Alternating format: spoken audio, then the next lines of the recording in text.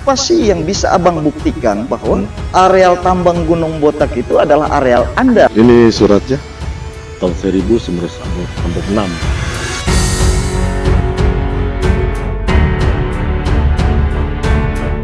Bismillahirrahmanirrahim. Assalamualaikum warahmatullahi wabarakatuh. Basudara dong semua, katong berjumpa kembali dengan beta Fahrudin Ali Fahmi di channel Dialektika. Pada episode kali ini, channel Dialektika akan mengangkat tema terkait dengan tambang Gunung Botak.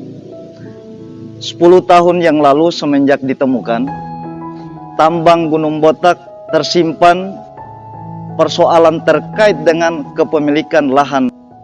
Hari ini, channel Dialektika telah bersama Wael bersaudara yang mengklaim bahwa mereka adalah pemilik areal Gunung Botak. Dan saya akan menyapa mereka satu demi satu. Dari samping kiri saya ada Bang Hasan Wael. Assalamualaikum Bang Hasan. Waalaikumsalam warahmatullahi wabarakatuh. Selamat malam. Di samping kiri Bang Hasan ada Ibu Rukia Wael. Assalamualaikum Bu Rukia Wael. Di samping Ibu Rukia Wael ada Ibu Halija Wael. Assalamualaikum Ibu Halija. Di samping kanan saya ada Ibu Siti Yarsi Wael yang biasa dipanggil Ibu Aci. Assalamualaikum Bu Aci. Di sampingnya ada Ibu Yeni Wael. Assalamualaikum Bu Yeni. Dan yang terakhir di bagian ujung ada Ibu Haula Wael. Assalamualaikum Bu Haula Wael. Terima kasih Bapak-bapak, Ibu-ibu telah hadir di channel Dialektika untuk kemudian kami mau mengungkap berbagai hal yang berkaitan dengan kepemilikan areal tambang Gunung Botak yang kemudian diklaim oleh Anda bahwa Anda adalah pemilik areal Gunung Botak. Saya mulai dari pertanyaan pertama buat Bang Hasan. Bang, bisa abang ceritakan berkaitan dengan ihwal sejarah areal tambang Gunung Botak ini terhadap klaim kepemilikan bahwa itu adalah areal Anda? Saya persilahkan Bang. Terima kasih. Assalamualaikum warahmatullahi wabarakatuh. Waalaikumsalam warahmatullahi wabarakatuh. Atas kesempatan yang diberikan kepada saya terhadap pertanyaan Anda, di mana pada tahun 1946 kakek kami Mansur Wael ada memberikan 3 dusun kayu putih buat istrinya almarhumah Janibun Eli. Yaitu pertama dusun kayu putih Sampeno, kedua dusun kayu putih Anhoni, dan ketiga dusun kayu putih Kapal Wan Said atau yang dikatakan sekarang dengan tambang emas Gunung Botak. Nah, dari ketiga dusun kayu putih itu, yang jelas itu perkawinan antara kakek kami Mansur Wael dan almarhumah Janibun Eli memiliki 2 orang anak, yaitu Ishak Wael dan Abbas. Di mana Ishak Wael mempunyai 2 istri. Istri pertama mempunyai anak 8 orang. Yang terdiri bersama di sini. Oh, silakan. Ya. Yang pertama terdiri dari almarhumah sama Wael.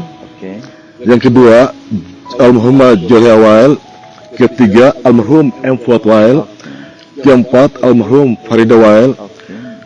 Kelima Hala Wael. Keenam Sukmawati Wael. Ketujuh Ruki Wael. Itu dari istri pertama. Oh, dari istri pertama. Ya. Kalau istri kedua itu yang pertama. Oh, istrinya Pak Ishak Wael. Ya, ayah kami. Ya, mempunyai 2 istri.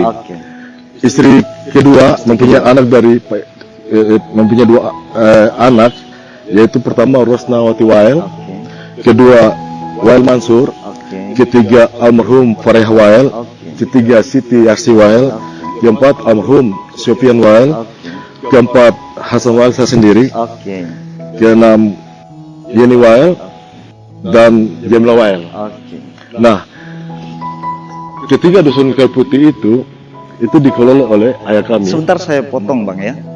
Berarti totalnya berapa orang Bang?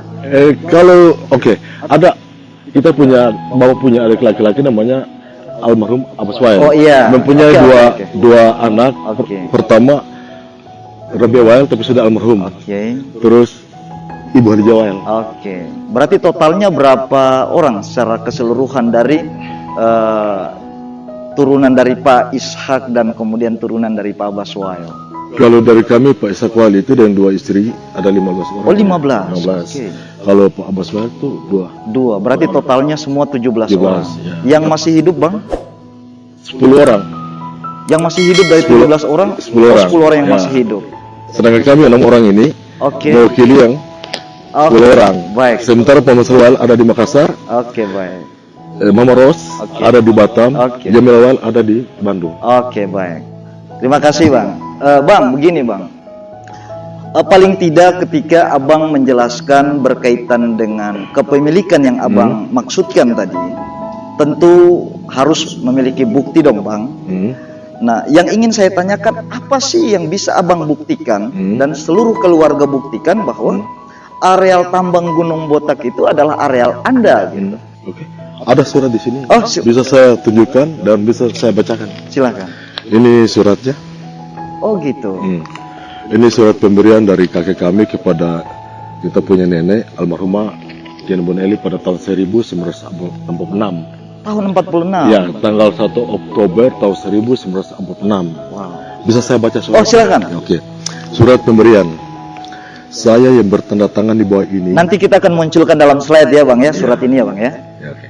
Saya yang bertanda tangan di bawah ini Masruail, Oke. bekas pemerintah dari negeri Kayeli, Oke. mengaku dengan sungguh dan benar bahwa saya yang bertanda sudah memberi 3 dusun kayu putih parusa saya sendiri. 1 dusun kayu putih Sampeno, Oke. 2 dusun kayu putih Anhoni, Oke. 3 dusun kayu putih Kepulauan Oke. Said atau yang dikatakan tambang emas Gunung Botak. Oke. Kepada istri saya Jana Bonelli, mulai hari ini saya yang bertanda tidak berhak apa-apa lagi atas dusun-dusun itu, sebab sudah jatuh milik Jana Bonelli. Dan di kemudian hari anak-anak saya juga pun tidak boleh menuntut dusun-dusun kayu putih tersebut, karena sudah dengan ridha memberikan dusun-dusun kayu putih tersebut kepada istri saya Jana Bonelli. Kayeli 1 Oktober 1946 yang memberi Mansurwail. Terus saksi-saksinya saya baca ya. Oke, silakan. Oke. Pada hari ini tanggal 1 Oktober 1946 kami yang bertanda tangan di bawah ini sendiri negeri Kayeli dan penghulu agama bersaksi atas ini tanda tangan yang dibuat benar oleh Mansurwail bekas Raja Kayeli di hadapan kami atas pengakuannya yang tertulis dalam surat ini, serta mendengar juga penyaksiannya yang ia rundingkan dengan kami dengan lisan di hadapan kami sebagai tersebut di atas. Saksi-saksinya Hatib Kayeli Kaderbai, Kepala Kampung Kayeli Sarani Peter Uniputi, Modin Kayeli, Ismail Hintihu, Patikati Kakhana Kepala Adat Negeri Kayeli, dan terakhir Kepala Suwa Kayeli Makarawail. Ini suratnya. Oh, dari tahun 46 bang ya. 46. Oh, berarti asal usulnya ini berarti area lahan kayu putih bang ya. Ya, kayu putih. Kakek punya lahan perusak. Oke. Jadi saat itu beliau memberikan 3 dusun kayu putih kepada istrinya Jana Bonelli, dan di dalam surat ini beliau menekan bahwa anak-anak saya siapapun, maksudnya anak-anak saya itu anak dari istri 1, 2, dan 3. Jadi kami punya kakek punya istri Jana Bonelli itu istri yang keempat. Oh, istri yang keempat. Ya. Oke, sehingga kemudian ini saya tafsirkan bang ya, sehingga mungkin surat ini dikeluarkan untuk kemudian menghindari ya dalam tanda kutip jangan sampai di kemudian hari ada miskomunikasi antara turunan dari istri pertama, 2, dan mungkin ketiga ya bang ya, karena beliau adalah istri keempat. Bang, bisakah abang menjelaskan terkait dengan bukti-bukti pendukung yang bisa menjelaskan bahwa areal itu adalah areal kepemilikan Anda dan seluruh keluarga yang ada hari ini? Kalau untuk bukti-buktinya itu pernah tuh Kim Hong, Ong Kohok, Mas Uni di Unit S, dan Mas Parjo di Mako pernah kontrak areal itu. Dan ini bukti-buktinya. Bukti-bukti mereka waktu kontrak pada tahun 2003. Ada buktinya bang ya? Ada. Bang. Ini yang bukti-bukti. Biar nanti kita tidak apa-apa ya kita menunjukkan dalam slide sebagai bentuk dukungan bahwa orang-orang ini pernah mengontrak area itu bang. Dan ketiga dusun itu semua orang tahu. Karena waktu zaman kakek masih hidup itu dan nenek itu orang sudah sering kontrak untuk masuk dalam ketiga dusun kayu putih itu. Jadi saya pikir terkait dengan areal itu sudah terkonfirmasi kepada publik bahwa memang areal itu adalah kepemilikan oleh nenek Anda ya. Iya. Yang nama Jenabon Eli tadi yang disebut. Ya. Bang, begini Bang. Jika ada pihak-pihak, saya berandai-andai Bang ya. Jika ada pihak-pihak yang kemudian mempertanyakan, sebutlah kepemilikan sampai pada level legalitas sertifikat terhadap areal tambang yang kemudian Abang klaim sebagai kepemilikan Anda dan seluruh keluarga. Apa pendapat Abang jika ada pihak-pihak yang mempertanyakan tentang legalitas sertifikat terhadap areal itu, Bang? Oh ya, kita tahu ya, untuk di Pulau Buru, ya toh, banyaknya itu dusun kayu putih yang ada di Pulau Buru sini, semua itu belum ada sertifikat. Jangankan sertifikat, surat segel saja nggak punya, tapi diakui secara turun temurun. Raja dan adat mengakui itu dia punya. Apalagi punya surat seperti kita punya ini. Kalau sertifikat jujur saja belum ada dusun kayu putih di Pulau Buru ini punya sertifikat. Karena apa? Dusun kayu putih yang ada di Pulau Buru ini itu ada luasnya itu sekian hektar, ada yang 20 hektar, 30 hektar. Kalau untuk kepulauan saya saja, kalau saya prediksi dengan kasat mata saya, kalau ketika saya naik di puncak gunung, kurang lebih sekitar 250 hektar. Wow. Lalu kalau kita bikin sertifikat, berapa sih duit yang kita bayar ke pertanahan? Oke. Iya kan? Iya. Kalau untuk sertifikat untuk lahan kayu putih, dusun kelapa, dusun cengkeh, itu semua tidak ada pun sertifikat. Kira-kira Abang bisa buktikan buat saya bahwa ada yang punya sertifikat atas dusun-dusun kayu putih, cengkeh dan dusun kelapa atau coklat di Pulau Buru? Tidak ada kan? Iya. Saya pikir penting untuk saya mengkonfirmasi beberapa hal tadi Bang, biar agar clear Bang kan. Berapa sih luas areal yang ada di tambang Gunung Botak yang kemudian Abang dan seluruh keluarga mengklaim bahwa itu adalah areal Anda? Yang di sini kan yang kita bicarakan tadi kan 3 dusun kayu putih ya. Tapi ada 1 dusun kayu putih yang di antara dusun Sampeno dan dusun Anhoni. Itu adalah dusun Wasbolit. Itu milik ayah kami, Ishak Wael. Nah, dusun Sampeno, dusun Wasbolit, dusun Anhoni dan Kepulauan Said. Dan dia itu berjejer ini. Oh, jadi ada 4 dusun yang saling berjejeran dengan nama-nama yang disebut tadi itu. Ya, yang saya urut mulai dari Desa Keli ke Wam Said. Pertama itu Sampeno, Wasboli, Anhoni, Kepulauan Said, atau yang sekali katakan yang Gunung Botak. Nah, pernah itu saya ukur pakai speedo kilometer mobil ya. Jadi dari start dari Sampeno, Wasboli, Anhoni, Kepulauan Said atau Gunung Botak, dia punya akhir di ujungnya itu kurang lebih sekitar 6 km dengan menggunakan perkiraan kilometer mobil. Ya. Kalau kita mau kalkulasi luasnya sebenarnya sangat luas. Mungkin di atas 1000-an ya, tapi yang jelas kita belum pernah ukur. Belum pernah sama sekali. Tapi kalau prediksi itu sangat luas, di atas ratusan hektar itu.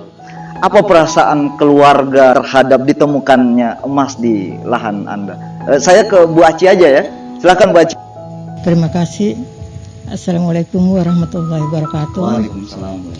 Pertama-tama kami keluarga pemilik lahan mengucapkan puji syukur kehadirat Allah Subhanahu wa taala yang mana telah memberikan rahmat kepada kami dengan munculnya kandungan emas di area dusun kami, yaitu Gunung Botak. Semoga dengan ditemukan emas di Gunung Botak ini mudah-mudahan menjadi berkah, bukan saja buat kami selaku pemilik lahan, tapi untuk masyarakat Pulau Buru seluruhnya. Bisakah Anda menceritakan tentang berbagai hal yang kemudian yang Anda ketahui pada sejak ditemukan tambang Gunung Botak ini atau tambang emas ini? Baik dari aspek cara menambangnya, kemudian cara pengolahannya, yang kemudian Anda saksikan dan kemudian Anda ketahui. Saya ke Ibu Haula aja. Silakan. Pada awalnya orang menambang emas itu di Kali Anhoni, Badulang. Oh, di kali. Di Kali, Kali Anhoni Badulang. Ada bikin lubang rayapan ada dompeng, Oh, apa yang tembak larut, kodo-kodo, ada pasang talang, pasang karpet. oh. Nah, dan juga apa tong sama tromol. Oh, itu cara pengolahannya. Iya, Bu, cara ya? pengolahannya. Oke.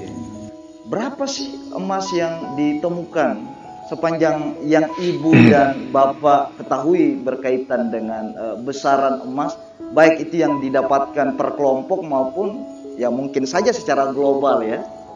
Siapa yang akan menjawab ini? Saya Oh, jawab. ya, silakan Bang Hasan. Terkait dengan para penambang beraktivitas di area Gunung Botak dari pertama-tama tahun 2011 sejak sampai itu. Ya. 2021, Oke. untuk diketahui secara persis berapa jumlah kandungan emas yang mereka sudah ambil, itu belum ada informasi yang jelas. Oke. Tapi yang saya baca di salah satu berita Kumparan News pada tanggal 20 Maret 2017 bahwa emas yang sudah keluar dari Gunung Botak itu terhitung dari tahun 2011 sampai tahun 2016 itu sudah lebih dari 200 ton. Wow. Banyak sekali Bang. Benar, karena di saat itu di awal-awal tambang itu pada tahun 2012, 13, 14, 15 itu jumlah penambang di Gunung Botak, di mana penambang-penambang yang datang dari berbagai penjuru berbagai macam wilayah penjuru. Indonesia, Iya. itu yang kita lihat kasat mata lapangan itu kurang lebih sekitar 50.000 atau 80.000 penambang. Banyak sekali Bang. Ya, sesuai dengan Mamala katakan bahwa ada yang bak karpet, bak dulang, bak dompeng, apalagi rendaman, tong. Oke. Dan kita pernah dapat informasi langsung dari para penambang, ada yang dapat 73 kilo, Wow. ada 100, ada 33 kilo. Jadi kalau mau dikalkulasi, apakah itu mereka dapat informasi yang 200 ton lebih itu, mungkin dia ambil data acak dari pembeli-pembeli di lapangan. Jadi ini kan banyak juga yang mengetahui bahwa penambangan yang dilakukan di Gunung Botak kan berkelompok Bang kan? Iya, benar. Ada dalam satu kelompok mungkin jumlahnya bisa 7, 10 bahkan 15 orang Benar. kan? Dan sebagaimana yang Abang jelaskan tadi bahwa per kelompok itu bisa mencapai berapa Bang? Ada yang saya dengar langsung itu dapat 73 kilo. Ada 33 kilo, itu yang bikin kolam, yang rayapan. Iya. Kalau yang dapat 73 kilo itu yang berdompeng. Yang dapat 100 kilo lebih sama 33 kilo itu yang bikin kolam dan rayapan. Luar biasa. Jadi saya dapat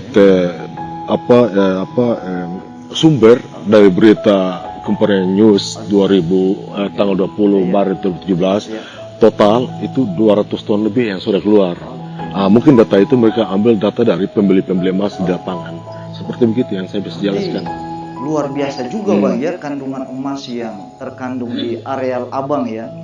Saya tidak bisa membayangkan jika dalam satu lubang yang Abang jelaskan tadi bisa mencapai 30 kilo, 60 kilo bahkan lebih.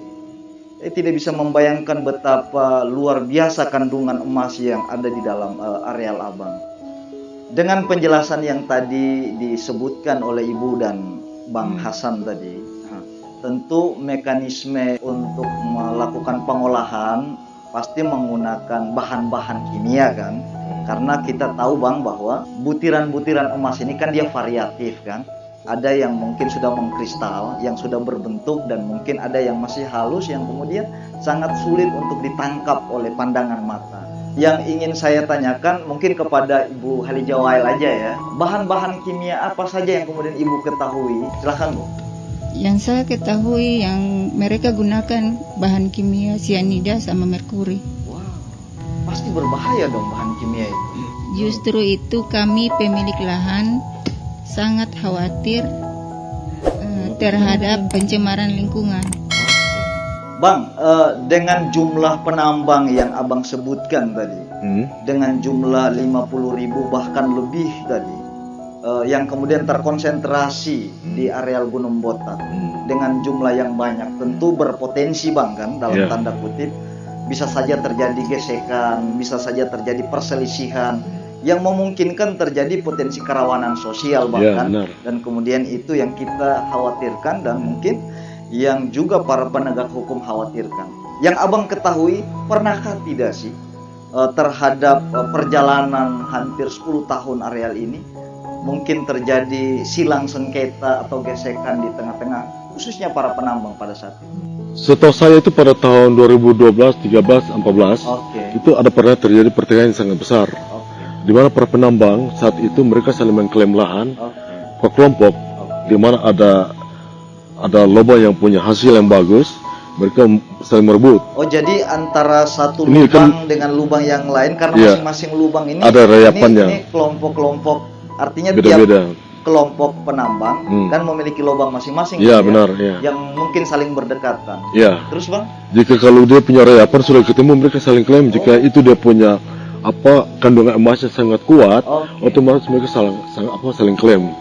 Situ terjadi perkelahian, macam-macam lah yang Saya pikir tentu ekses dan dampak yang ditimbulkan dengan konsentrasi orang dengan jumlah puluhan ribu, semua memungkinkan kemudian untuk terjadi potensi kerawanan sosial. Dan tentu saya meyakini Bang ya bahwa pihak keluarga, pemilik lahan dan mungkin para penegak hukum juga, dalam hal ini TNI Polri juga mungkin mengkhawatirkan jangan sampai kemudian potensi-potensi kerawanan itu muncul sebagai akibat dari konsentrasi para penambang dengan jumlah yang sangat besar itu. Apa sikap pemerintah saat itu? Saya kepingin ke Bu Yeni aja. Silakan Bu Yeni. Baik, makasih. Jadi pada saat itu tambang emas Gunung Botak mulai dikenal di Indonesia dengan istilahnya viral. Itu mengundang masyarakat dari berbagai daerah mulai datang berbondong-bondong ke Kabupaten Buru. Karena dengan ada informasi bahwa yang memperkuat mereka untuk masuk ke Kabupaten Buru itu karena cara pengolahan atau perolehan terhadap hasil emas itu bukan lagi mengelola dengan suatu upaya yang susah, tapi istilahnya itu sangat mudah. Bisa istilahnya mengambil aja begitu. Terus yang kedua itu jangkauan lokasinya yang mudah terjangkau. Dengan jauh ya, sangat dekat. Dibandingkan dengan tambang-tambang di daerah lain. Dengan dasar-dasar itu mereka dari Jawa, dari Sulawesi, Manado, Ambon, Kalimantan bahkan Sumatera. Mereka dari berbagai daerah, mereka mulai berdatangan. Yang tadinya masih pengolahan lokalan, orang-orang lokal yang masih dalam jumlah ratusan itu dengan adanya orang-orang berbondong-bondong masuk, jadi jumlahnya dalam jumlah ribuan. Bahkan sebagaimana disebutkan oleh yang Bang telah sampai 60-an ribu tadi. Ya. Mungkin kita bisa ajak Abang berpikir sedikit bahwa tadinya lokasi itu yang sepi, yang sunyi, yang kalau memang dikatakan ada areal dusun kayu putih mau dikelola paling banyak itu banter 10 orang lah. Tapi dengan adanya ini manusia berbagai yang datang dari berbagai daerah dengan berbagai latar belakang perilaku, kira-kira apa yang terjadi? Dan tidak ada aturan yang mengikat yang jelas apa yang terjadi di lokasi begitu. Otomatis terjadi pertikaian yang sudah diuraikan sama Bang Acan, terjadi benturan, jelas muncul berbagai permasalahan yang timbul di saat itu. Menyikapi persoalan ini, pemerintah mengambil langkah dengan cara melakukan penyisiran. Tapi penyisiran itu tidak dilakukan satu kali, karena tidak ada langkah tegas dari pemerintah. Jadi tidak tegas dan tidak kontinu. Akhirnya terjadi lagi seperti biasa lagi, penambangan ilegal mulai beraktivitas. Akhirnya dari pihak pemerintah juga mengambil langkah membangun pos-pos di titik-titik yang strategis dengan tujuan untuk tidak terjadi lagi penambangan secara ilegal. Apa yang disampaikan oleh Ibu tentu menjadi harapan semua pihak juga agar secepat mungkin bisa legal lah kira-kira begitu. Itulah harapan kami.